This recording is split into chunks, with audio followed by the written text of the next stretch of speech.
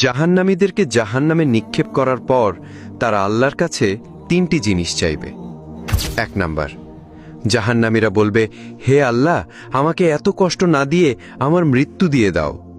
তখন আল্লাহ তাআলা বলবেন, হে বান্দা, জাহান্নামে কোনো মৃত্যু নেই। নাম্বার 2, জাহান্নামীরা তখন বলবে, হে আল্লাহ, তাহলে আমাদের জাহান্নামের আযাব একটু হালকা করে দেন, 1 মাসে অন্তত 1 দিন বিরতি দেন, অথবা 24 ঘন্টার মধ্যে আমাদের 10 মিনিট হলেও আযাব থেকে বিরত রাখুন। হে আমাদের রব, আমরা আর পারছি না জাহান্নামের কষ্ট সহ্য করতে। তখন আল্লাহ তাআলা বলবেন, 1 সেকেন্ডের জন্য জাহান্নামের আযাব কমানো হবে না।